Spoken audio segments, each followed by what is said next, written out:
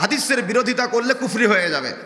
হাদিসের বিরোধিতা করলে কুফরি হবে। কেন? আল্লাহর কথার বিরোধিতা করলেন আপনি। হাদিসের বিরোধিতা করা মানে কার বিরোধিতা করা বলেন তো? আল্লাহর বিরোধিতা করা।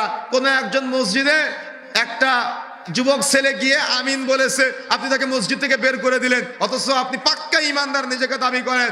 আপনি বলতেছেন আপনি ইমানদার, আবার আমিন বলার কারণে মসজিদ থেকে বের করে দিয়েছেন। অথচ রাসূলুল্লাহ সাল্লাল্লাহু আলাইহি ওয়াসাল্লাম বলছেন, ইদা আমানাল ইমাম ফাআমিনু ফাইন্নাহু মান আফাকা তামিনুহু তামিনাল মালাইকাতি গুফিরা লাহু মা তাকাদ্দামা মিন যামবি। যে ব্যক্তি আমিন বলে আর ফেরেশতারা আমিন বলে, উভয়ের আমিন বলে এক হয়ে যায়, তার পিছনে সমস্ত গুনাহ থেকে তাকে মাফ করে দেওয়া হবে। সুবহানাল্লাহ।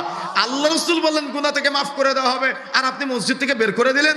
খুলে দেখেন সহিহ বুখারী পর্ব 10 অধ্যায় 111 হাদিস নম্বর 812। সমাজে চলতেছে, এভাবেই চলতেছে সুন্নতের বিরোধিতা, সুন্নতের আদর্শের বিরোধিতা।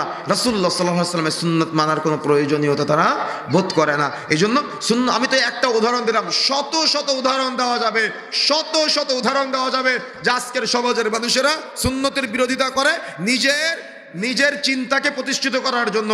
এজন্য সুন্নতের বিরোধিতা করলে কুফরি হয়ে যাবে। কথা বুঝতে পেরেছেন? ঈমান ভঙ্গের যতগুলি কারণ আছে তার মধ্যে অন্যতম একটা কারণ হলো রাসূলের আদর্শের বিরোধিতা করা, সুন্নতের বিরোধিতা করা। যদি জ্ঞান না থাকে জবানে একটা তালা ঝুলিয়ে রাখবেন, হাদিসের বিরোধিতা করবেন না। আমার কথা বুঝেন না মনে হয়? আপনার জ্ঞান নাই, বলবেন জ্ঞান নাই, কিন্তু হাদিসের বিরোধিতা করবেন না। কেউ একজন পায়ের সাথে পা মিলালো, তাকে মসজিদ থেকে বের করে দিবেন না, আগে জ্ঞান অর্জন করবেন। আল্লাহ রাসূল কি বলেছে, রাসূলের আমল কি ছিল, রাসূলুল্লাহ সাল্লাল্লাহু আলাইহি ওয়াসাল্লামের আমল সম্পর্কে পাওয়া যায় সহিহ বুখারী পর্ব 10 অধ্যায় 76 হাদিস 725। আন আনাস ইবনে মালিক আন নবী সাল্লাল্লাহু আলাইহি ওয়াসাল্লাম قال اقيموا صفوفكم فاني اراكم من اراء الدهر وكان احدنا يلزق منكبا بصاحبه وقدمه بقدمه। আনাস রাদিয়াল্লাহু তাআলা বলছেন, আমি রাসূলের সাথে সালাত আদায় করেছি।